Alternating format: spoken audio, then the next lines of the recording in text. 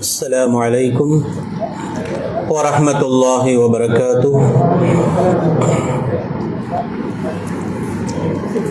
الحمد لله وكفى، والصلاة والسلام على من اصطفى وعلى آله الشرفاء وأصحابه النجباء، خصوصا على الخلفاء. لا وسيلة إلا وأنت يا رسول الله. السلام عليك وآلك وصحبك أجمعين. أما بعد، فقد قال الله تعالى في محكم تنزيل والفرقان المجيد: فأعوذ بالله من الشيطان الرجيم. أجيب دعوة الداعي إذا دعاني. وقال نبينا صلى الله عليه وسلم: إذا دعا أحدكم فليبدأوا بتحميد الله والثناء عليه، ثم يصلي على النبي صلى الله عليه وسلم، ثم يدعو بعد بما شاء. وقال نبينا صلى الله عليه وسلم: من لم يسأل الله يغضب عليه، أو كما قال عليه الصلاة والسلام. புகழ் அனைத்தும் ஏக வல்லவனாகிய அல்லாஹ் சுப்ஹானஹு வ தஆலா ஒருவனுக்கே உரித்தோங்கட்டுமாக. அல்லாஹ்வின் சாந்தியும் சமாதானமும் எம்பெருமானார் முஹம்மது ரசூலுல்லாஹி ஸல்லல்லாஹு அலைஹி வஸல்லம் அன்னவர்கள் மீதும், அன்னாரின் அடிச்சுவற்றை அப்படியே பின்பற்றி வாழ்ந்த உத்தம சத்திய சஹாபாக்கள், தாபியீன்கள், தபஅ தாபியீன்கள், நாதாக்கள், ஷுஹதாக்கள், அவுலியாக்கள், குதுப்மார்கள், ஷேக்மார்கள், குறிப்பாக சிறப்பான இந்த மஜ்லிஸிலே அமர்ந்திருக்கக்கூடிய நம் அனைவர்கள் மீதும் இன்று மட்டுமல்லாமல் என்றென்றும் நின்று நிலவட்டுமாக. அல்லாஹ்வின் ஆலயம் கஅபா ஷரீஃபையும் அண்ணல் நபிகள் நாயகம் ஸல்லல்லாஹு அலைஹி வஸல்லம் அவர்களின் ரௌலா மஸ்ஜித் நபவியும் நம்முடைய வாழ்வில் திரும்பவும் தரிசிக்குகின்ற ஒரு வாய்ப்பை, பின் திருந்து வாழ்கின்ற ஒரு வாய்ப்பை, உயிரினும் மேலான உயிருக்குயிரான கண்மணி நாயகம் ஸல்லல்லாஹு அலைஹி வஸல்லம் அவர்களை கனவிலும் நனவிலும் கண்டுகளிக்குகின்ற ஒப்பற்ற வாய்ப்பினை நாம் உலகிலே ஜீவித்திருக்கும் காலகட்டத்திலே நம் அனைவர்களுக்கும் நசீபாக்குவானாக. கண்ணியத்திற்கும் பெருமதிப்பிற்கும் உரித்தான அல்லாஹ்வின் நல்லடியார்களே, அல்லாஹ் சுப்ஹானஹு வ தஆலா நம்மவர்களுக்கு மிகப்பெரிய ஒரு ஆயுதமாக, மிகப்பெரிய ஒரு நிஅமத்தாக அல்லாஹ் தஆலா வழங்கி இருப்பது துஆ. துஆவை பற்றி நாம் சொல்ல வேண்டுமேயானால், துஆவின் மூலமாக நம்முடைய எல்லா தேவைகளையும் அல்லாஹ்விடம் நாம் கேட்டு பெற்றுக் கொள்ளலாம். இது தேவைக்காக கேட்பது மட்டுமல்லாமல் அல்லாஹ் இதை ஒரு இபாதத்தாகவே, ஒரு வணக்கமாகவே அல்லாஹ் சுப்ஹானஹு வ தஆலா ஆக்கி இருக்கின்றார். நாயகம் ஸல்லல்லாஹு அலைஹி வஸல்லம் அவர்கள் சொல்லுவார்கள் அல்லவா, அத்ஆ முஹுல் இபாதா, எல்லா வணக்கங்களினுடைய மூளையாக துஆ என்பது இருக்கிறது என்பதாக சொல்லி காட்டுவார்கள். இந்த துஆவினுடைய முக்கியத்துவத்தை நமக்கு விளக்கும் விதமாக ஒரு ஹதீஸிலே கண்மணி நாயகம் ஸல்லல்லாஹு அலைஹி வஸல்லம் அவர்கள் இவ்வாறு சொல்லி காட்டுவார்கள்: மல்லம் யஸ்அலில்லாஹ் யக்திப் அலைஹி.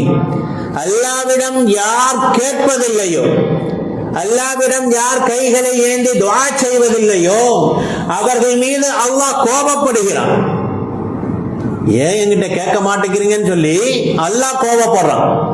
நீங்க கேளுங்க, நான் கொடுக்க தயாராக இருக்கிறேன் என்பதாக அல்லாஹ் சொல்லி இருக்க, ஏன் கேட்க மறுக்கின்றீர்கள்? ஆனா இன்னைக்கு நம்மள பார்த்தோம்னா இந்த துஆ செய்யக்கூடியதுங்கிறது ரொம்ப ரொம்ப குறைவா போயிடுச்சு. ஒரு காலத்துல நம்ம பார்த்தோம்னா ஒவ்வொரு ஆணும் தனிப்பட்ட முறையில் துஆ செய்வாங்க. அரை மணி நேரம் 3/4 மணி நேரம் உட்கார்ந்து துஆ செய்வாங்க, தங்களுடைய தேவைகள்லாம் கேட்டுட்டு இருப்பாங்க. ஆனா இப்ப பார்த்தோம்னா துஆ செய்வது என்பது மிக மிக குறைவு.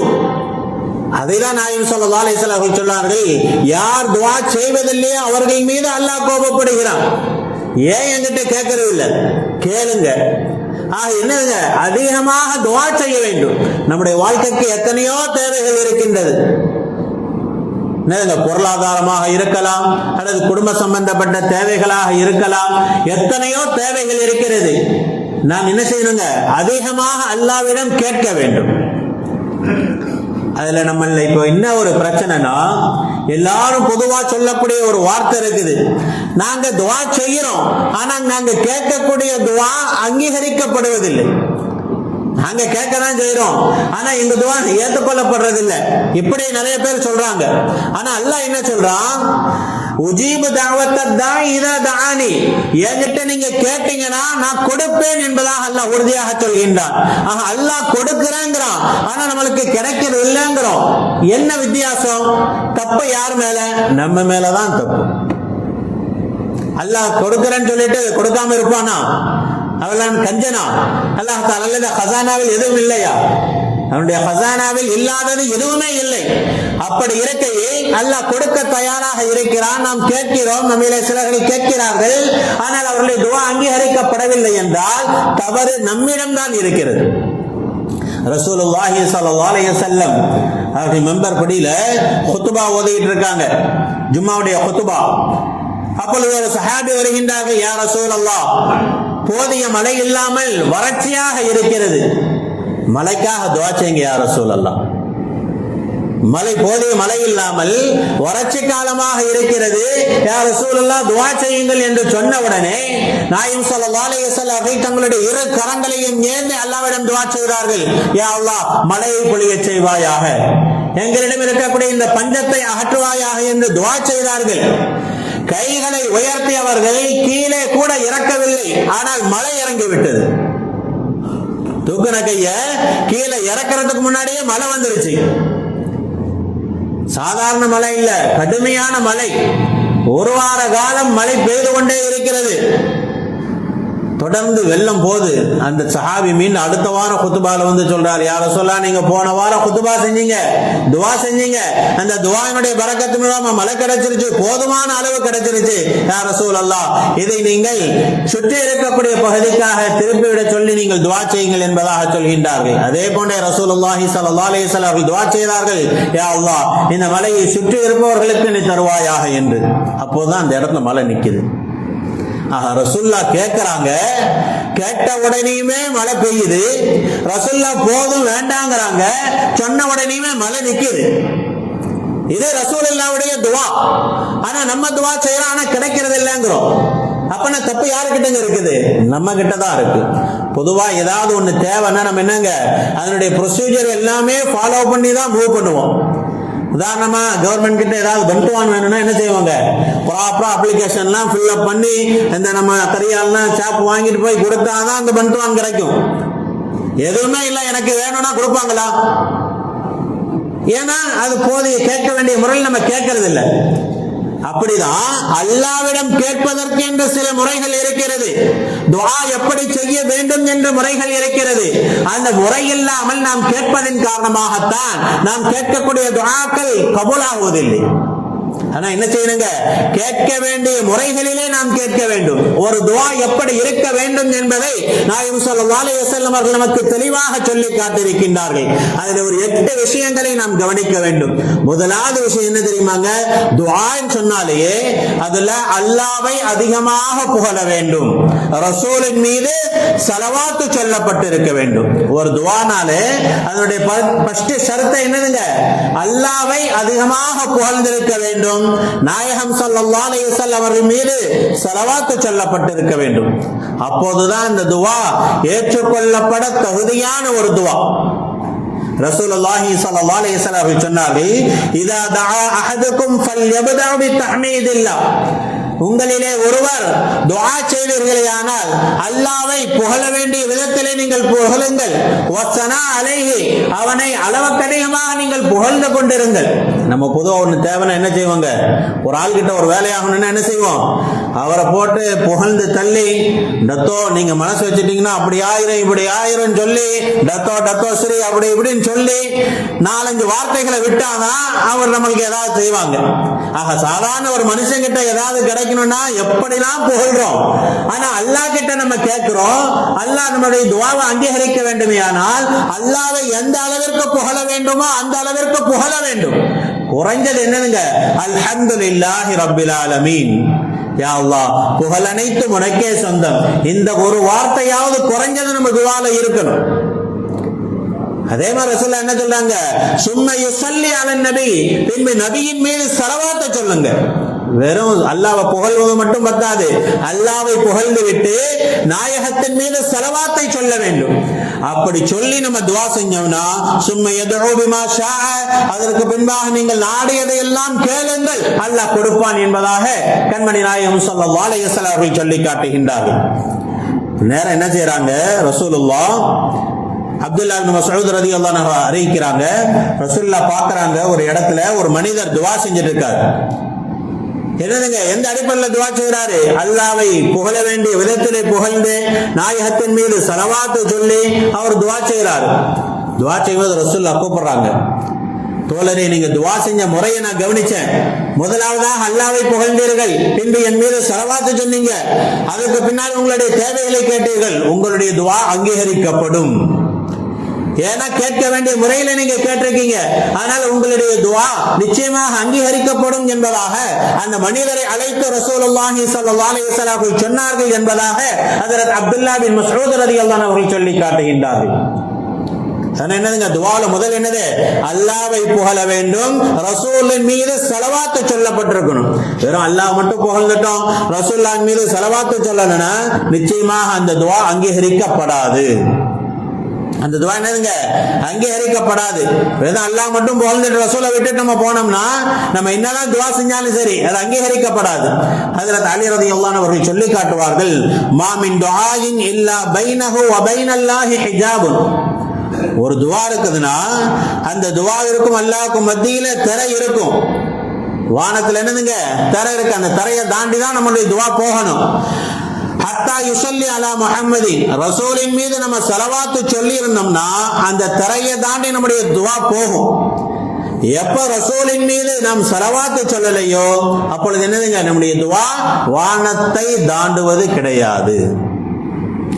வானத்துக்கும் பூமிக்கும் நடுவுலயே அது நின்னுரும். வானத்தை தாண்டி அல்லாஹ்விடம் செல்வது கிடையாது என்பதாக ஹஜ்ரத் அலியின் கர்ரமல்லாஹு வஜ்ஹு அவர்கள் சொல்லி காட்டுகின்றார்கள். அப்ப என்னதுங்க, துஆல நம்ம நல்ல மனசுல பதிய வைக்கணும். ஃபர்ஸ்ட் அல்லாஹ்வை புகழ வேண்டும், நபியின் மீது ஸலவாத்து சொல்லப்பட்டிருக்கணும் ஆரம்பத்துல, துஆனுடைய ஆரம்பத்துல. அதே மாதிரி துஆவை முடிக்கும் போது ரசூலின் மீது ஸலவாத்து சொல்லி அல்லாஹ்வை புகழ்ந்துதான் துஆவை முடிக்கணும். ஆக இந்த அடிப்படையில தான் நம்முடைய துஆ இருக்கணும். இது ஃபர்ஸ்ட் ஷரத்து.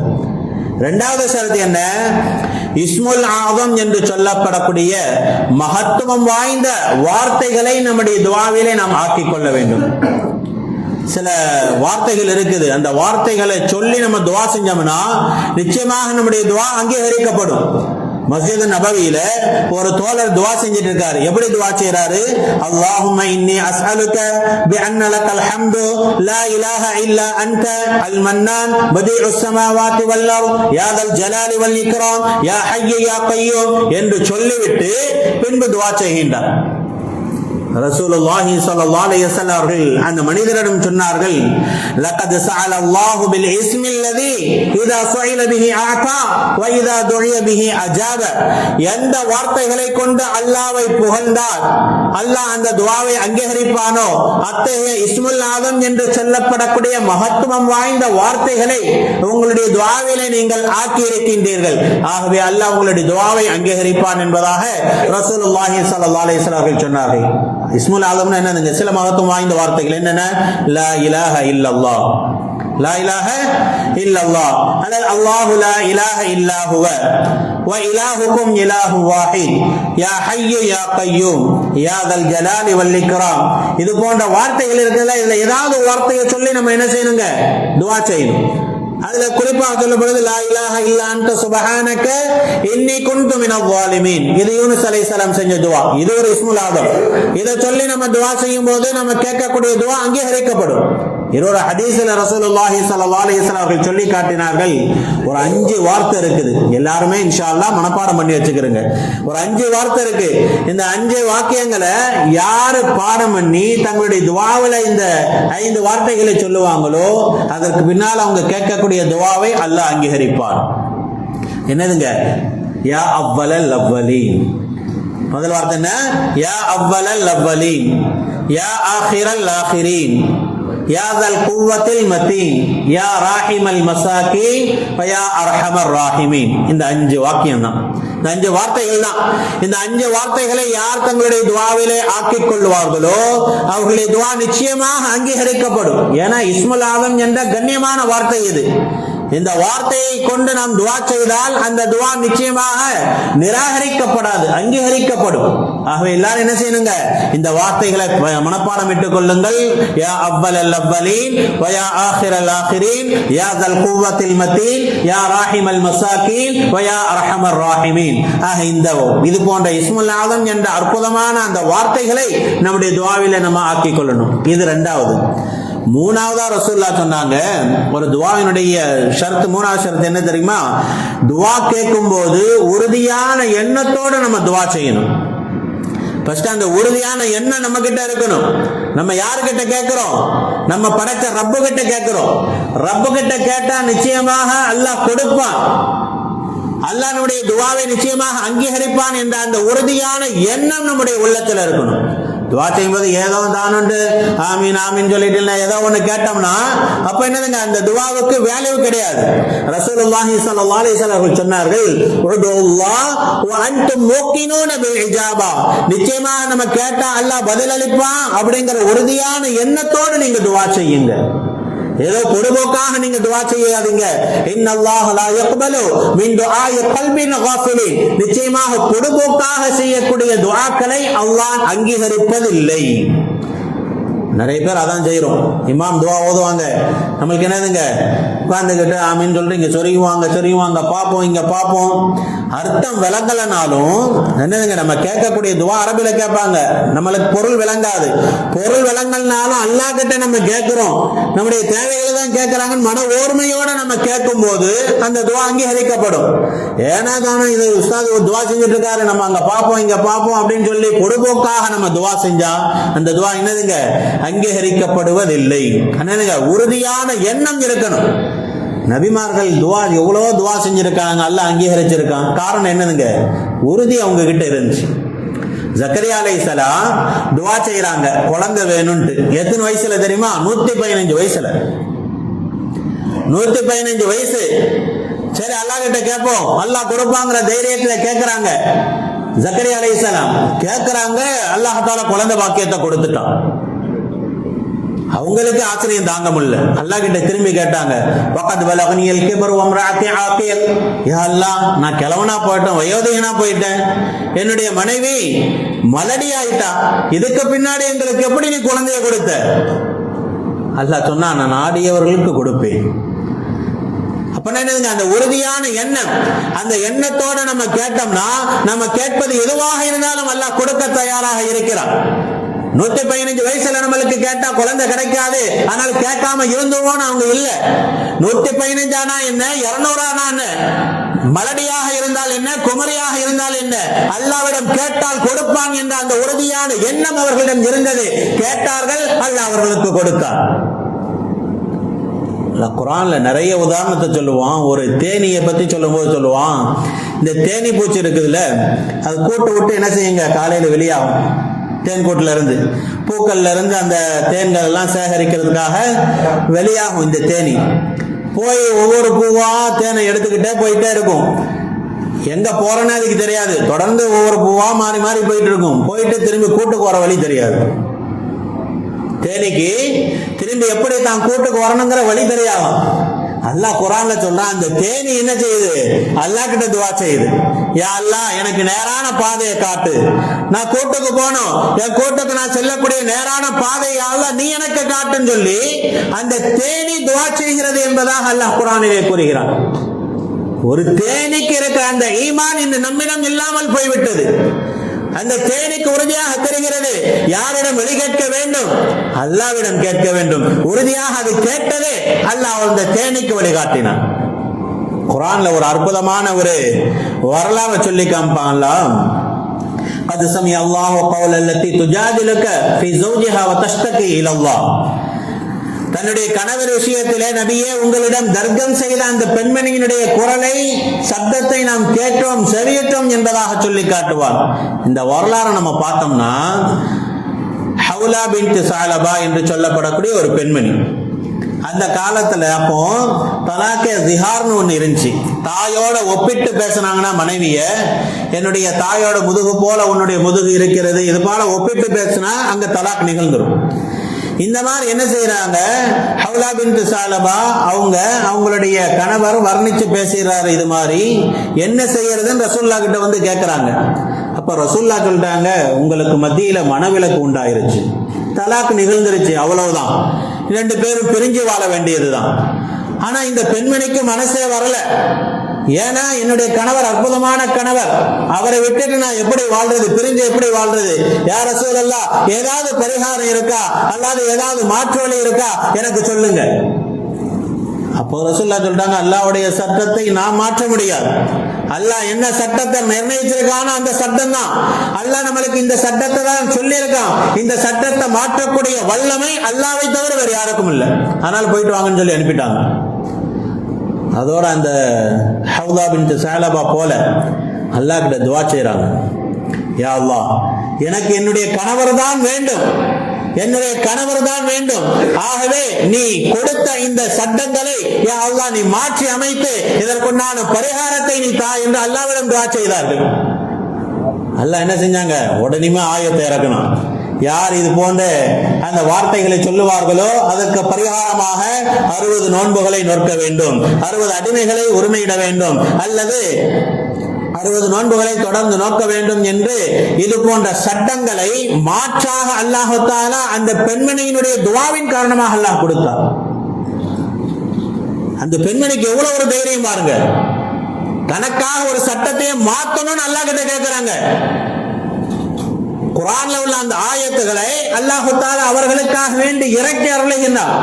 அப்பனா எந்த அளவுக்கு உறுதியான எண்ணத்தோட அவங்க கேட்டிருப்பாங்க, யா அல்லாஹ் நீ தான் கொடுத்தாகணும், நான் அடிமை, நான் உன்கிட்ட கேட்கிறேன், நீ எனக்காக சட்டத்தை இறக்கு என்று அவர்கள் துஆ செய்தார்கள். அந்த உறுதியான எண்ணம் தான் அவர்கள் கேட்டதை அல்லாஹ் அவர்களுக்கு கொடுத்தார். அந்த உறுதியான எண்ணத்தோடு இன்னைக்கு நம்ம கேட்கறதுல வெறும் நுனி நாக்குல நம்ம கேட்கறதுனாலதான் நம்முடைய துஆ அங்கீகரிக்காமல் இன்று போய் கொண்டிருக்கின்றது. என்னதுங்க, உறுதியான எண்ணத்தோடு நாம் கேட்க வேண்டும்.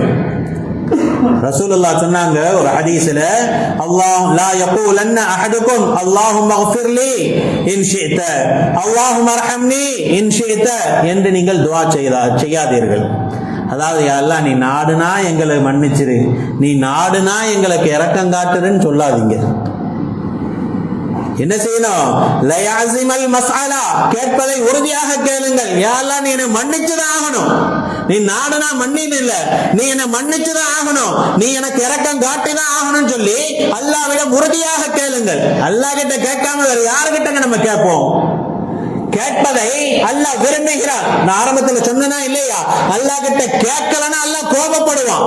ஆகவே அல்லாஹ் கிட்ட தான் நம்ம உரிமையா கேட்கணும். ஆனா யாருகிட்ட கேட்க கூடாத அத்தகைய மனிதர்களிடம் நம்ம திரும்பி திரும்பி போய் கேட்டுட்டு இருக்கோம். ஒரு தடவை ஓகே, 2 தடவை ஓகே, 3ஆவது தடவை கேட்கும் போது என்னதுங்க மனிதன் கொடுப்பானா? என்ன ஒரே தொல்லையா போச்சு இந்த ஆளோட, திரும்பி திரும்பி வந்துட்டு இருக்காரு, இப்படிதான் சொல்லுவாங்க. ஏன்னா மனிதர்கிட்ட கேட்டா கோவப்படுவான், அல்லாஹ் மட்டும்தான் கேட்கலன்னா கோவப்படக்கூடிய. அல்லாஹ் தான் என்னதுங்க ராசி, அவன் தான் உணவளிப்பவன். அவனிடம் நம்முடைய தேவை கேட்கும் பொழுது எந்த தேவையாக இருந்தாலும் அல்லாஹ் நிறைவேற்றி கொடுப்பான்.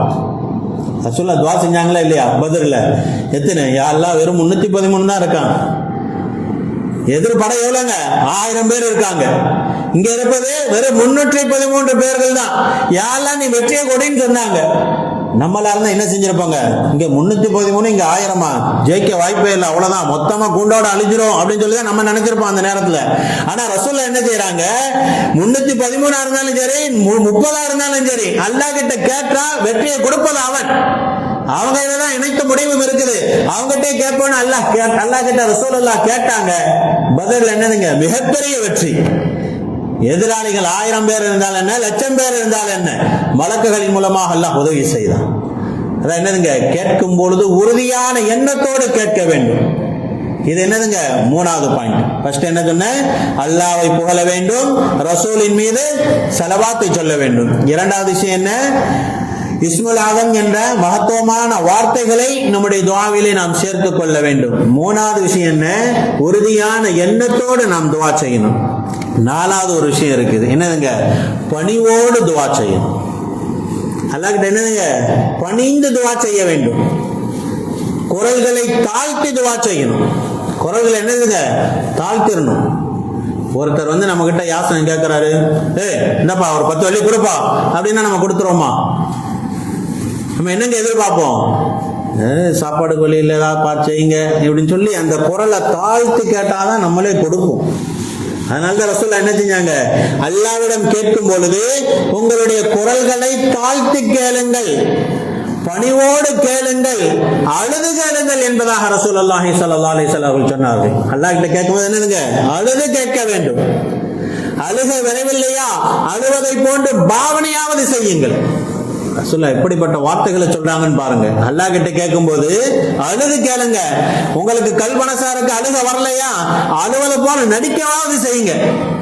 அப்படி கேட்டா உங்களுடைய துஆ அங்கீகரிக்கப்படும் என்பதாக ரசூலுல்லாஹி ஸல்லல்லாஹு அலைஹி வஸல்லம் சொல்லி காட்டினார்கள். ஃபிரௌன் என்ன செய்றான், அன ரப்புக்குமுல் அலா, நான் தான் பெரிய ரப்பு, நான் தான் பெரிய கடவுள்னு சொல்லிட்டு தெரிஞ்சான். ஒரு மனுஷன் என்ன செய்யறான், அரசவையில் ஏன்னா அவர் தானே கடவுள் ஃபிரௌன், அவனுக்கு இது மாதிரி கடவுளே மழை இல்லை, நாளைக்கு மழையை கொடுங்க உடனே ஃபிரௌன் சொல்லி அனுப்பிட்டான். சரி, ஏன்னா அவன் தானே கடவுளாக இருக்கான், அவங்களுக்கு நாளைக்கு மழை வரும் போங்க கவலைப்படாதீங்கன்னு சொல்லி அனுப்பிட்டான்.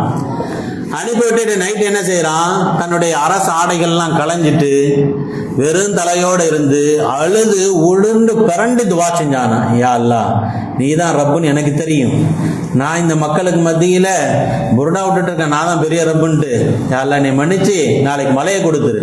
மழையை கொடுக்கலன்னா இந்த மனுஷங்க என்னை ரப்புன்னு ஏத்துக்கிற மாட்டாங்க, மழையை கூடிய ஆளான்னு சொல்லி அழுது அவன் துவா செஞ்சானா. அதன் காரணமாக எல்லாம் மறுநாள் மழை இறக்குனான். இது வரலாற்றில் பதியப்படுது. இதுல நம்ம தெரிஞ்சுக்கிற வேண்டிய செய்தி என்ன, அவன் ஃபிரௌன் அன ரப்புக்குமுல் அலா, நான் தான் பெரிய ரப்புன்னு சொல்லிட்டு இருந்தான், மிகப்பெரிய இணை வைப்பு அது. அப்படிப்பட்ட வேலையை செஞ்சுட்டு இருந்த அவன் கேட்டாலே, அழுது கேட்டாலே அல்லாஹ் கொடுத்தான். நம்ம அடவிடமா இருந்து கேவலமா போயிட்டோம். நம்ம அழுது ஒரு துளி கண்ணீர் சிந்தி அல்லாஹ் கிட்ட கேட்டா கொடுக்காமலே இருப்பான். நாம் எவ்வளவு பெரிய பாவியாக இருந்தாலும் சரி, அல்லாஹ்விடம் இரு கரம் ஏந்தி அழுது, யா அல்லாஹ் எனக்கு உதவி செய்வாயாக, யா அல்லாஹ் எனக்கு நெருக்கடியான சூழ்நிலையாக இருக்கிறது, யா அல்லாஹ் கவலையான வாழ்க்கையாக இருக்கிறது, மகிழ்ச்சியை கொடு, சலாமத்தான வாழ்க்கையை கொடு, உடல் ஆரோக்கியத்தை கொடு. என்னங்க, நோயில எவ்வளவோ கஷ்டப்படுறோம், யார்கிட்ட போய் அழுவோம், என் வாழ்க்கையில இப்படிலாம் ஆயிருச்சு அப்படிலாம் ஆயிருச்சுன்னு. அல்லாஹ் கிட்ட அழுது துவா செஞ்சா அல்லாஹ் மாத்தும். அய்யூப் அலைஹிஸ்ஸலாம் பார்த்தீங்களா, வேற எங்கேயும் போக தேவையில்லை. அவங்களுக்கு என்னங்க எவ்வளோ பெரிய நோய், எவ்வளோ பெரிய நோய். டாக்டர் பார்த்துருந்தா கூட இதெல்லாம் தேராது, இப்பெல்லாம் இதானே சொல்றாங்க, ஒரு குறிப்பிட்ட அளவுக்கு மேலே தேராது, வீட்டுக்கு கொண்டு போய் வச்சிருங்க போயிடும் அப்படிதான் சொல்லுவாங்க டாக்டர். ஆனால் அவங்க என்ன செஞ்சாங்க, அல்லாஹ் கிட்ட துவா செஞ்சாங்க. வெறும் எலும்பு தான் இருந்துச்சு, சதையெல்லாம் அந்த புழுக்கள் அரிச்சிருச்சு. அல்லாஹ் என்ன செஞ்சாங்க, உங்களுடைய காலை கீழே தரையில அடிங்க, தண்ணி வரும், மேலே எடுத்து ஊத்துங்கன்னா ஊத்துனாங்க. திரும்பி பழையபடி அவங்களுடைய உடல் எப்படி ஆரம்பத்தில் ஆரோக்கியமா இருந்தா அதே மாதிரி ஆரோக்கியமா மாறிச்சு. காரணம் என்னங்க, ஆரோக்கியத்தை கொடுப்பவன் அவன். இன்னைக்கு நம்ம என்னதுங்க, யார் முக்கியமான ஆளோ, யார் கொடுக்கக்கூடியவனோ அவனை விட்டுட்டு படைப்பினங்களை நம்பி நம்ம சுத்திக்கிட்டு இருக்கோம். படைத்தவனை நம்ம விட்டுட்டோம், படைப்பினங்களிடம் கையேந்தி கொண்டு இருக்கிறோம். அல்லாஹ் குர்ஆன்ல சொல்லுவானா இல்லையா, சிலந்தி பூச்சிக்கு உண்டான அந்த அறிவு தான் இன்னைக்கு மக்கள் கிட்ட இருக்கு. இந்த சிலந்தி பூச்சி என்ன தெரியுமா செய்யுமா, ஒரு வீடை கட்டிக்கிறோமா, ஒரு கூடை கட்டிட்டு அது மனசுல நினைச்சுக்கிறோமா, நம்ம கட்டிருக்க இந்த வீடு தான் பலமான வீடு, உலகத்துல இந்த மாதிரி பலமான வீடு வேற எங்கேயுமே இருக்காதுன்னு சொல்லி அந்த சிலந்தி பூச்சி நினைச்சுக்கிறோமா. ஆனா அது பலமான வீடாங்க. விரலால இப்படி தடவனோம்னா அது என்னதுங்க, மொத்தமா அந்த கூடு பிஞ்சு போயிடும். அவ்வளவு பலகீனமான வீடு. ஆனா அது நினைச்சுக்கிறோம் பலமான வீடு நம்ம வீடு தான் சொல்லி. அதே மாதிரிதான் என்னதுங்க, பலகீனமான மனிதர்களை, படைப்பினங்களை நம்ம நம்பிக்கிட்டு இருக்கோம். இவங்க தான் நம்மளை காப்பாற்றுவாங்க, இவங்க தான் உதவி செய்வாங்க அப்படின்னு நம்ம நினைச்சிட்டு இருக்கோம். ஆனா என்னதுங்க, கொடுப்பவன் அவன். அவனை விட்டு கொண்டு நாம் படைப்பினங்களை நாம் நம்பிக்கொண்டிருக்கிறோம். ஆகவே அல்லாஹ்விடம் உறுதியான முறையிலே எப்படி கேட்க வேண்டுமோ அதே போன்று பணிவான முறையிலே குரலை தாழ்த்தி அழுகை வரவில்லை என்றால் அழுவதை போன்று பாவனை செய்து துவா செய்ய வேண்டும். இது என்னதுங்க, 4வது விஷயம். 5வது ரசூலுல்லாஹ் சொன்னாங்க, கையேந்தி துவாவை செய்ய வேண்டும். கையேந்தி என்னதுங்க, கையேந்தி துவா செய்யுங்கள். ரசூலுல்லாஹ் சொல்லி கொடுக்குறாங்க. அல்லாஹ் ரசூலுல்லாஹி ஸல்லல்லாஹு அலைஹி வஸல்லம் சொல்கின்றார்கள், இன்னல்லாஹ ஹய்யுன் கரீமுன் யஸ்தஹி இதா ரஃபஅ ar-ரஜுலு இலைஹி யதைஹி. அல்லாஹ் நிச்சயமாக வெட்க உணர்வு கொண்டவன், சங்கையானவன். அந்த எப்படிப்பட்ட வெட்க உணர்வுன்னா, நம்ம அவங்ககிட்ட கையேந்தி ஒரு அடியான் துவா செய்து விட்டால் ஐயருத்தஹுமா சிஃப்ரன், அந்த வெறுங்கையாக அந்த கையை திருப்பி அனுப்ப அல்லாஹ் வெட்கப்படுறான். என்கிட்ட என்னுடைய அடியான் கையேந்தி கேட்கிறான், நம்மளால கொடுக்க முடியாம போயிடுச்சுன்னு என்னதுங்க, அல்லாஹ் வெட்கப்படுவான். அப்ப என்னதுங்க அர்த்தம் அதுக்கு, அல்லாஹ் திருப்பி அருமையோட அனுப்ப மாட்டான். கையேந்து விட்டால் அல்லாஹ் நிச்சயமாக கொடுப்பான். ஆரம்பத்துல சொன்னல அந்த ஹதீஸ், ரசூல் என்ன செஞ்சாங்க, மழை வேண்டி துவா செஞ்சாங்க. 2 கைகளையும் உயர்த்தி, 2 கையும் உயர்த்தி துவா செஞ்சாங்க. அதே மாதிரி என்ன செய்யுங்க, துவா கேட்கும்போது எப்படி பணிவாக கேட்கணுமோ அதே மாதிரி கையேந்தி யா அல்லாஹ் எனக்கு கொடுன்னு கேட்கணும். நம்ம கையேந்தி கேட்கும் பொழுது நிச்சயமாக நம்முடைய துஆக்கள் மறுக்கப்படுவதில்லை என்பதாக ரசூலுல்லாஹி ஸல்லல்லாஹு அலைஹி வஸல்லம் அவர்கள் சொல்லி காட்டுவார்கள். அந்த பெருமைங்கிறதே நம்ம கிட்ட வந்துடக்கூடாது. அல்லாஹ்வின் முன்னாடி நம்ம எல்லாம் யாருங்க, அடிமைகள் தான். அல்லாஹ் குர்ஆன்ல சொல்றானா இல்லையா, வல்லாஹுல் கனிய்யு வ அன்துமுல் ஃபுகரா. அல்லாஹ் நானா பணக்காரங்கறான், நம்ம எல்லாம் பார்த்து என்ன சொல்றான், ஃபகீர், பிச்சைக்காரங்கறான். நம்மளாம் என்னங்க, பிச்சை எடுக்கக்கூடியவர்கள் தான் அல்லாஹ்விடம். அவன் என்னங்க, அல்லாஹ் கிட்ட பிச்சை எடுக்கும்போது எப்படிங்க, கையை உயர்த்தி நாம் கேட்க வேண்டும், யா அல்லாஹ் எனக்கு கொடுப்பாயாக என்று. ஆக கைகளை ஏந்தி துஆ செய்ய வேண்டும் என்பதாக நாயகம் ஸல்லல்லாஹு அலைஹி வஸல்லம் நமக்கு சொல்லி காட்டுகின்றார்கள். 6வது விஷயமாக சொன்னார்கள், நம்ம வாழ்க்கையில ஏதாவது நல்ல காரியங்களை செஞ்சிருப்போம், நல்ல விஷயங்களை அல்லது நல்ல அமல்களை செஞ்சிருப்போம், அல்லது சாலிஹான மனிதர்களை என்ன செய்யணுங்க, வசீலாவாக வைத்து நாம் துஆ செய்யணும். துஆ செய்யும்போது என்ன செய்யணுங்க, சாலிஹான மனிதர்கள் யார், ரசூலுல்லாவை நம்ம எடுத்துக்கணுங்க. யா அல்லாஹ் ரசூலுல்லாவின் பொருட்டினால் என்னுடைய துஆவை நீ அங்கீகரிப்பாயாக, இப்படி நம்ம துஆ செய்யணும். இல்லைன்னா என்னதுங்க, ஏதாவது சாலிஹான அமல் நம்ம செஞ்சிருப்போம், இல்லைன்னா என்னதுங்க, ஒரு 2 ரக்காயத்து தொழுதுட்டு துஆ செய்யணும். 2 ரக்காயத்தை தொழுதுட்டு, யா அல்லாஹ் உனக்காக நான் இந்த வணக்கத்தை நான் தொழுதேன், யா அல்லாஹ் இதன் பொருட்டினால் என்னுடைய துஆவை நீ அங்கீகரிச்சிரு. அல்லது ஒரு நோன்பு வைக்கணும், ஏதாவது கஷ்டமா நெருக்கடியான சூழ்நிலையா நஃபிலான ஒரு நோன்பை வச்சிட வேண்டியது. ஒரு நோன்பை 2 நோன்பை வச்சுட்டு, யா அல்லாஹ் இந்த நோன்பினுடைய பரக்கத்தின் பொருட்டினால் துஆவை நீ அங்கீகரிப்பாயாக என்று நாம் செய்த நற்கர்மங்களை வசீலாவாக வைத்து நாம் துஆ செய்ய வேண்டும். ஹஜ்ரத் உமர் இப்னு கத்தாப் ரலியல்லாஹு அன்ஹு அவர்கள் சொல்லுவார்கள், அவங்களுடைய காலத்தில் எப்படி இருந்துச்சுன்னா, பஞ்சம், கடுமையான பஞ்சம். அப்ப என்ன செய்யறாங்க, அவங்க யஸ்தஸ்கி பில் அப்பாஸ், அல்லாஹ் கிட்ட துஆ செய்றாங்க. யாரு, உமர் ரலியல்லாஹு அன்ஹு. என்ன துஆ செஞ்சாங்க, இன்னா குன்னா நஸ்தஸ்கி இலைக பி நபியினா. யா அல்லாஹ், நபி ரசூலுல்லாஹி ஸல்லல்லாஹு அலைஹி வஸல்லம் அவங்க ஹயாத்தோட வாழ்ந்திருக்கிற வரைக்கும் அவங்கள வசீலாவாக வச்சுதான் நாங்க துஆ செஞ்சிருக்கோம். இப்ப அவங்க எங்க கிட்ட இல்ல. இப்ப அவங்களுடைய சிறிய தந்தை அப்பாஸ் இருக்காங்க. அந்த அப்பாஸினுடைய பரக்கத்தின் பொருட்டினால் யா அல்லாஹ் நீ மலையை இறக்குவாயாக, பஞ்சத்தை போக்குவாயாக என்று யாருங்க, உமர் ரலியல்லாஹு அன்ஹு துஆ செஞ்சிருக்காங்க.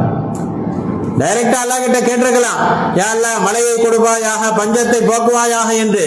ஆனால் ஒரு வசீலாவை எதற்கு வைத்தார்கள், துஆ அங்கீகரிக்கப்படுவதற்குண்டான லேசான வழி. அது பொதுவாக சொல்லுவாங்க, சிபாரிசு, ஒரு சிபாரிசு கொஞ்சம் பார்த்து பண்ணுங்கன்னா நம்ம என்னதுங்க, அது பாஸ்டா மூவ் ஆகும் அந்த ஃபைல். அது மாதிரி தான் இது என்னதுங்க, வசீலாவாக வைத்து நாம் துஆ செய்யும் பொழுது நம்முடைய துஆ வெகுவாக அது அங்கீகரிக்கப்படும். அது என்னதுங்க, ஆட்களை கொண்டு நாம் வசீலாவாக வைத்து தேடலாம், அல்லது நம்ம செஞ்ச சாலிஹான அமல்களை சொல்லி அல்லாஹ் கிட்ட கேட்கலாம். ரசூலுல்லாஹ் சொன்னாங்களா இல்லையா, ஒரு குகையில 3 பேர் போறாங்க, மாட்டிக்கிட்டாங்க. அந்த வரலாறு நம்மளுக்கு தெரியும். 3 பேர் வெளியாகணும். நெருக்கடியான ஒரு சூழ்நிலை, பாரன் விலகினாதான் வெளியாக முடியும். என்ன செய்யறாங்க, அவங்களுக்குள்ள பேசிக்கிறாங்க, நம்ம வாழ்க்கையில செஞ்ச நல்ல சாலிஹான அமல்களை அல்லாஹ் கிட்ட சொல்லி நம்ம அதன் மூலயமா யா அல்லாஹ் இந்த நெருக்கடியில இருந்து விலக்கு நம்ம துவா செய்வோம். சரி, 3 பேரும் பேசி வச்சுக்கிட்டு துவா செய்யறாங்க. அதுல ஒருத்தர் சொன்னாரு, யா அல்லாஹ், என் வாழ்க்கையில் இப்படி ஒரு நிகழ்வு நிகழ்ந்தது. என் கீழே ஒரு பெண்மணி வேலை செஞ்சாங்க. அந்த பெண்மணி கிட்ட நான் தவறா நடக்க முயற்சித்தேன். ஒரு நேரம் அந்த பெண்மணி இத்தக்கில்லா, நீ அல்லாஹ்வை அஞ்சிக்கோ அப்படின்னு சொன்னாங்க. நான் உடனே அந்த தவறுல இருந்து நான் விலகிட்டேன். யா அல்லாஹ், இந்த செயலை உன்னுடைய பொருத்தத்திற்காக தான் நான் செஞ்சேன். ஏன்னா நான் அந்த நேரத்தில் தப்பு செஞ்சிருக்கலாம், அந்த இடத்துல யாரும் இல்லை, என்னை கேட்கறதுக்கு யாரும் இல்லை. இருந்தாலும் நான் அல்லாஹ் உன்னுடைய அச்சத்தின் காரணமாகத்தான் அந்த தப்புல இருந்து நான் விலகியிருந்தேன். இந்த செயலை நீ பொருந்திக்கிட்டு இந்த நெருக்கடியில இருந்து எங்களை வெளியாகக்கூடிய வழியை காட்டுன்னு சொன்னதோட கொஞ்சம் பாரக பிறகுது, கொஞ்சம் வழி என்னதுங்க கிடைக்குது. ஆனா ஆளுக்கு வெளியாக முடியாது. 2வது மனைவி துவா செய்யறாரு. அவர் என்ன சொல்றாரு, யா அல்லாஹ், என் வாழ்க்கையில் இப்படி ஒரு நிகழ்வு நடந்தது. ஒரு வேலையாள் வந்தாரு என்கிட்ட, என்னது வேலை செய்யறதுக்கு ஒருத்தர் வந்தாரு, வேலை செஞ்சுட்டு போனாரு, ஆனா கூலியை வாங்காம போயிட்டாரு. அவருடைய கூலிக்காக நான் என்ன செஞ்சிருந்தேன், ஆடை வாங்கி விட்டேன். அந்த ஆடு என்ன செஞ்சிச்சு, பதுகி பெருகி இன்னைக்கு மந்தையா வந்துருச்சு, பெரிய மந்தையாயிருச்சு. அது ஒரு ஆடு வாங்கி விட்டது என்னதுங்க, 100கணக்கான ஆடா மாறிடுச்சு. கொஞ்ச நாள் கழிச்சு அந்த மனிதரை பார்த்தேன். ஏன்பா, என்கிட்ட வேலை செஞ்சியே கூலி காசு வாங்காம போயிட்டியே அப்படின்னு சொல்லி அந்த மனிதரை அழைச்சிட்டு வந்து, இதான் உன் கூலி காசுன்னு சொல்லி அந்த மந்தையை காட்டினேன், ஆட்டு மந்தைய. அதை பார்த்த அந்த மனிதருக்கு ஆச்சரியம். நான் ஒரு நாள் தான் வேலை செஞ்சேன், அந்த ஒரு நாள் கூலிக்கா இவ்வளவு பெரியது. அப்போ அந்த மனிதர்கிட்ட நான் சொன்னேன், இல்லப்பா நீ கூலி வாங்காம போயிட்ட, அந்த கூலி காசுல நான் ஆடு வாங்கி விட்டேன், அந்த ஆடு தான் இப்ப மந்தையா மாறி நிக்குது, இது உனக்கு உண்டானதுதான், எடுத்துட்டு போன்னு நான் கொடுத்தேன். யா அல்லாஹ், நான் நினைச்சிருந்தேன்னா அந்த ஆட்டு மந்தையெல்லாம் நானே வச்சிருந்து அவனுக்கு உண்டான அந்த கூலிய 2 திரகமோ 4 திரகமோ மட்டும் கையில கொடுத்து விட்டுருக்கலாம். இருந்தாலும் நான் ஓ மேல உள்ள அச்சத்தின் காரணமாக உன்னுடைய திருப்பொருத்தத்திற்காக வேண்டி நான் என்ன செஞ்சேன், அவர் மூலயமாக வந்த அந்த ஆட்டு மந்தையை அவர்கிட்டே நான் ஒப்படைச்சிட்டேன். யா அல்லாஹ், இந்த காரியத்தை புரிஞ்சுக்கிட்டு நாங்க வெளியாகக்கூடிய வழியை நீ ஏற்படுத்துவாயாக என்று 2வது மனிதர் துவா செய்யறாரு. இன்னும் கொஞ்சம் பாறை வழி விடுது. 3வது ஒரு மனிதர், அவர் என்ன செய்யறாரு, யா அல்லாஹ், எப்போது நான் என்னது ஒட்டகம் மேய்ச்சிட்டு பாலை நான் எடுத்துட்டு வருவேன், மாலை நேரத்தில் எடுத்துட்டு வந்து ஃபர்ஸ்ட் என்னுடைய பெற்றோர்களுக்கு தான் நான் கொடுப்பேன். ஒரு நாள் நான் எடுத்து வரும்போது ரொம்ப நேரம் ஆயிருச்சு, என்னுடைய பெற்றோர்கள் தூங்கிட்டாங்க. என்னுடைய பிள்ளைகள்லாம் பசியினால கேட்டுட்டு இருக்காங்க, எங்களுக்கு ஏதாவது கொடுங்கன்னு சொல்லி. இருந்தாலும் நான் வளமையாக எப்படி என்னுடைய பெற்றோர்களுக்கு முதலாவதாக நான் கொடுப்பேனோ, அதே போல் என்னுடைய பெற்றோர்களை நான் எழுப்பி அவர்களுக்கு கொடுத்த பின்புதான் என்னுடைய மனைவிக்கும் பிள்ளைகளுக்கும் நான் கொடுத்தேன். யா அல்லாஹ், இந்த செயலை உன்னுடைய பொருத்தத்திற்காக தான் நான் செய்தேன். ஆகவே இதில் இருந்து வெளியாகக்கூடிய வழியை நீ ஏற்படுத்தி என்று சொன்னவுடனே அந்த பாறை முழுவதுமாக விலகி அவர்களுக்கு வழி பிறந்தது என்பதாக கண்மநாயகம் ஸல்லல்லாஹு அலைஹி வஸல்லம் அவர்கள் சொல்லி காட்டுவார்கள். இங்கே நம்ம இந்த ஹதீஸ்ல தெளிவாக விளங்க வேண்டிய செய்தி என்ன, நம்முடைய வாழ்க்கையில நம்ம செஞ்சிருப்போம் ஏதாவது நன்மைகள், இல்லைன்னா ஏதாவது ஒரு நன்மையை செஞ்சுட்டு என்னது, யா அல்லாஹ், உன்னுடைய பொருத்தத்திற்காக தான் நான் செஞ்சேன், இதன் பரக்கத்தின் பொருட்டினால என் துஆவை நீ அங்கீகரிச்சிருன்னு சொல்லி நம்ம கேட்கணும். கேட்கும் பொழுது என்னதுங்க, அந்த துஆ நிச்சயமாக அங்கீகரிக்கப்படும் என்பதாக ரசூலுல்லாஹி ஸல்லல்லாஹு அலைஹி வஸல்லம் அவர்கள் சொல்லி காட்டுகின்றார்கள். இது 6வது விஷயம். நம்முடைய துஆக்கள் அடுத்து என்னதுங்க, 7வதா ஹலாலான உணவுகளை மட்டுமே தான் நம்ம சாப்பிட்டுருக்கணும். துவா செய்யும் போது என்னதுங்க, ஹலாலான உணவு. பொதுவாக நம்முடைய வாழ்க்கையில ஹலாலான உணவுகளை மட்டும் தான் சாப்பிட்டுருக்கணும், ஹலாலான வருமானத்தை மட்டும் தான் நம்ம ஈட்டு இருக்கணும். எப்போ ஹராம் நம்முடைய உடல்ல கலந்துருதோ, சாதாரண ஏதாவது ஒரு மனிதர் ஏதாவது கொடுக்கிறாரு, அதை ஹலாலா ஹராம பார்க்காம வாங்கி சாப்பிட்டுட்டோம்னா எப்ப என்னதுங்க, துவா அங்கீகரிக்கப்படாது. ஏங்க, ஹராமான உணவு உள்ள போயிருச்சு. எப்ப ஹராம் நம்மோட கலந்துறதோ அப்ப நம்ம செய்யக்கூடிய துஆவுக்கு எந்த வேல்யூவும் கிடையாது, அங்கீகரிக்கப்படாது. ரசூலுல்லாஹி ஸல்லல்லாஹு அலைஹி வஸல்லம் அவர்கள் சொன்னார்கள், அர்-ரஜுலு யுதீலு ஸஃபர, ஒரு மனிதர் இருக்காரு, நீண்ட தூரம் பயணம்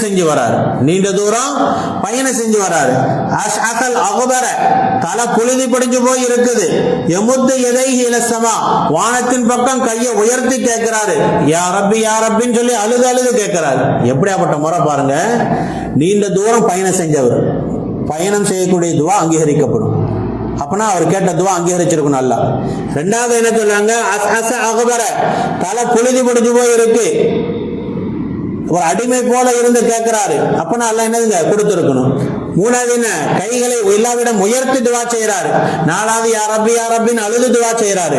ஆக துவா எதன் மூலமாக அங்கீகரிக்கப்படுமோ அது எல்லா விஷயத்தையும் செய்யறாரு, செஞ்சும் கேட்கிறாரு. ஆனா அவருடைய துவா அங்கீகரிக்கப்படுவதில்லை.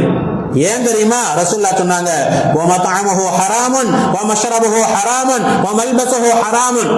அவர் அணிகின்ற ஆடை ஹராமான காசிலே வந்தது, அவர் உண்டிருக்கக்கூடிய உணவு ஹராமான காசிலே வந்தது, அவர் உடைத்திருக்கக்கூடிய உடை ஹராமான காசிலே வந்தது. இப்படி இருக்க அவர் ஹராமையே அணிந்து கொண்டு, ஹராமையே உண்டு கொண்டு, ஹராமையே குடித்துக் கொண்டு அல்லாஹ்விடம் கேட்டால் அல்லாஹ் எப்படி கொடுப்பார்? ஆகவே அவருடைய துஆ நிச்சயமாக அங்கீகரிக்கப்படாது என்பதாக ரசூலுல்லாஹி ஸல்லல்லாஹு அலைஹி வஸல்லம் சொல்லி காட்டினார்கள். ஆக அந்த விஷயத்தில் நம்ம என்னங்க எச்சரிக்கையாக இருக்க வேண்டும். ஹராம் அணு அளவாக இருந்தாலும் சரி நம்முடைய வருமானத்துல கலந்துடவே கூடாது. உழைச்சி மட்டும்தான் நம்ம என்னதுங்க சாப்பிடணும். குறைவான வருமானமாக இருந்தாலும் சரி அது ஹலாலான வருமானமாக இருக்க வேண்டும். சரி, அதிகமா காசு கிடைக்குன்னு சொல்லி ஹராம நம்ம செஞ்சிட்டோம்னா நம்ம மொத்த வருமானத்தையும் அது கெடுத்துரும். நம்முடைய வாழ்க்கையை என்னதுங்க தவறான பாதையில கொண்டு போயிடும். ஆக நம்முடைய துஆ அங்கீகரிக்கப்பட வேண்டுமா? அப்ப என்ன செஞ்சிருக்கணும்? நம்ம ஹலாலான உணவுகளை மட்டுமே உண்டிருக்க வேண்டும் என்பதாக ரசூலுல்லாஹி ஸல்லல்லாஹு அலைஹி வஸல்லம் சொல்லி காட்டுகின்றார்கள். எட்டாவது விஷயமா சொன்னாங்க, துஆ அங்கீகரிக்கப்படக்கூடிய நேரத்தில் நம்ம கேட்கணும். துஆ அங்கீகரிக்கிறதுக்கு சில நேரங்கள் இருக்கு. அந்த நேரங்கள்ல நம்ம கேட்டோம்னா நிச்சயமா அல்லாஹ் அங்கீகரிப்பான். அது மாதிரி நேரத்தில் நம்ம என்னதுங்க தேர்ந்தெடுத்து அதிகமா துஆ செய்யணும். அதுல முதல் நேரம் என்னங்க? தஹஜ்ஜுடைய நேரம். தஹஜ்ஜுடைய நேரம், அந்த நேரத்தில் நம்ம கேட்கக்கூடிய துஆவை நிச்சயமாக அல்லாஹ் அங்கீகரிப்பார். ரசூலுல்லாஹ் சொன்னாங்க, மய்யதுஊனி ஃபஸ்தஜீப லஹு மய்யஸ்அலனி ஃபஉதியஹு. அல்லாஹ் முதல் வானத்தில் இருந்து சொல்றானா, என்கிட்ட துஆ செய்யறவங்க இருக்கீங்களா? நான் கொடுக்க தயாராக இருக்கிறேன். என்கிட்ட கேட்கக்கூடியவர்கள் இருப்பீர்களா? நான் உங்களுக்கு கேட்டதை கொடுக்கிறேன் என்பதாக அல்லாஹ் முதல் வானத்திலே இருந்து அறிவிப்புகளை செய்து கொண்டிருக்கிறார் தஹஜ்ஜுடைய நேரத்திலே. ஆக தஹஜ்ஜுடைய நேரம் துஆ கபூல் ஆகக்கூடிய நேரம். அந்த நேரத்திலே நாம் நம்முடைய தேவைகளை கேட்கும் பொழுது நம்முடைய துஆ அங்கீகரிக்கப்படும். அடுத்த என்னதுங்க? பாங்கிற்கு அதானுக்கும் இக்காமத்திற்கும் இடைப்பட்ட நேரம். பாங்குக்கும் இக்காமத்துக்கும் இடைப்பட்ட நேரம் ஒரு 10 நிமிஷம் கேப் விடுறோம்ல, இந்த 10 நிமிஷம் இதுல சுன்னத் தொழுகை நம்ம துஆ செஞ்சோம்னா அந்த துஆவும் அங்கீகரிக்கப்படும். ரசூலுல்லாஹி ஸல்லல்லாஹு அலைஹி வஸல்லம் சொன்னார்கள், அத்துஆ லா யுரத்து பைனல் அதானி வல் இகாமா. பாங்கிற்கும் இகாமத்திற்கும் மத்தியிலே உள்ள நேரத்திலே செய்யப்படக்கூடிய துஆ என்பது அது அங்கீகரிக்கப்படும். மூணாவதா சொன்னாங்க, ஜும்மாவுடைய நேரத்திலே கேட்கப்படக்கூடிய துஆ. ஜும்மாவுடைய நேரத்துல ஒரு குறிப்பிட்ட நேரம் இருக்கு, அது இமாம்களுக்கு மத்தியிலே கருத்து வேற்றுமை இருக்கு, எந்த நேரங்கிறது. சில இமாம்கள் சொல்றாங்க இமாம் மெம்பர் படியிலே ஏறக்கூடிய நேரம், இமாம் குத்துபாக்காக மெம்பர் படியில ஏறக்கூடிய நேரம், அந்த நேரத்தில் நம்ம கேட்கிற துஆ நிச்சயமாக அங்கீகரிக்கப்படும் சொல்றாங்க. சில இமாம்கள் இப்படி சொல்றாங்க, என்னது முதல் குத்துபாவிற்கும் இரண்டாவது குத்துபாவிற்கும் இடையிலே இமாம் உட்கார்றாங்கல்ல அந்த நேரம், அந்த உட்காரக்கூடிய நேரம், அந்த நேரத்தில் செய்யப்படக்கூடிய துஆ அங்கீகரிக்கப்படும் என்பதாக சொல்கின்றார்கள். சில இமாம்கள் இப்படி சொல்றாங்க, என்னதுங்க ஜும்மாவுடைய அசர் தொழுகைக்கு பின்பு. ஆக இது போன்ற குறிப்பிட்ட அந்த நேரங்களிலே நாம் செய்யக்கூடிய அந்த துஆக்கள் அங்கீகரிக்கப்படும். அதே போன்று என்னதுங்க ரசூலுல்லாஹ் சால சிறந்ததா சொன்னாங்க, சஜிதாவுடைய நிலையில இருந்து நீங்க துஆ செய்யுங்க. சஜிதாவுடைய நிலையில இருந்து செய்யக்கூடிய துஆவை அல்லாஹ் அங்கீகரிப்பான். ஏன்னா அல்லாஹ்க்கு பிடிச்சமான நிலை என்னதுங்க? அந்த சுஜூதுடைய நிலை தான். நம்ம சுஜூதுல கடக்கிறோம்ல, அந்த நிலை அல்லாஹ்விற்கு விருப்பமான நிலை. ஏன்னா ஒரு மனிதன் தன்னுடைய முழுமையான அடிமைத்தனத்தை வெளிப்படுத்தக்கூடிய நிலை அது. ஆகவே அல்லாஹ் அந்த நேரத்தில் அந்த அடியானின் மீது இரக்கம் காட்டுகிறான். அந்த நேரத்திலே அந்த நிலையிலே இருந்து நாம் செய்யக்கூடிய துஆவை அல்லாஹ் அங்கீகரிப்பான். பொதுவா நம்ம ஏதாவது தேவையா துஆ செய்யணுமா, சும்மா உட்கார்ந்துட்டு துஆ செய்யறதை விட சுஜூதுடைய நிலையில இருந்து நம்ம துஆ செய்யும் பொழுது அந்த துஆ நிச்சயமாக அங்கீகரிக்கப்படும் என்பதாக ரசூலுல்லாஹி ஸல்லல்லாஹு அலைஹி வஸல்லம் சொல்லி காட்டுகின்றார்கள். இதே போன்று லைலத்துல் கத்ருடைய நேரம், நோன்பு திறக்கக்கூடிய நேரம், பிரயாணத்திலே செய்யக்கூடிய துஆ, மழை பெய்யக்கூடிய துஆ, இது போன்ற அந்த நேரங்களில் நாம் செய்யக்கூடிய துஆக்கள் நிச்சயமாக அங்கீகரிக்கப்படும். ஆகவே துஆ அங்கீகரிக்கப்படக்கூடிய அந்த நேரங்களிலே நம்முடைய துஆக்களை நாம் ஆக்கிக் கொள்ள வேண்டும். ஆக 8 விஷயங்களை நாம் சொல்லி இருக்கின்றோம். முதலாவது என்னதுங்க? அல்லாஹ்வை புகழ வேண்டும், நபியின் மீது ஸலவாத் சொல்ல வேண்டும். இரண்டாவது இஸ்முல் ஆதம் என்ற கண்ணியமான மகத்துவமான அந்த வார்த்தைகளை நம்முடைய துஆவிலே நாம் ஆக்கிக் கொள்ள வேண்டும். மூன்றாவது, அல்லாஹ் கேட்டால் நிச்சயமாக கொடுப்பான் என்ற உறுதியான எண்ணத்தோடு துஆ செய்வது. நாலாவது, பணிவோடு குரலை தாழ்த்தி அல்லாஹ்விடம் அழுது துஆ செய்வது. ஐந்தாவது விஷயம், கைகளை ஏந்தி துஆ செய்வது. ஆறாவது விஷயம், வசீலாவை வைத்து நல்ல அமல்களையோ நல்ல மனிதர்களையோ வசீலாவாக வைத்து நாம் துஆ செய்வது. ஏழாவது விஷயம், ஹலாலான உணவுகளை மட்டுமே நாம் உண்டு நாம் துஆ செய்வது. எட்டாவது விஷயம், துஆ ஏற்கப்படக்கூடிய நேரத்திலே நாம் துஆ செய்வது. இந்த அடிப்படையிலே நம்முடைய துஆவை நாம் ஆக்கிக் கொள்வோமேயானால் நிச்சயமாக நம்முடைய துஆக்களும் அங்கீகரிக்கப்படும். எப்படி ரசூலுல்லாஹி ஸல்லல்லாஹு அலைஹி வஸல்லம் அவர்களுடைய துஆ அங்கீகரிக்கப்பட்டதோ, சஹாபிகளுடைய துஆக்கள் அங்கீகரிக்கப்பட்டதோ, அதே போன்று நம்ம கேட்கிறதையும் அல்லாஹ் அங்கீகரிப்பான், நிச்சயமாக கொடுப்பான். ஆகவே இந்த அடிப்படை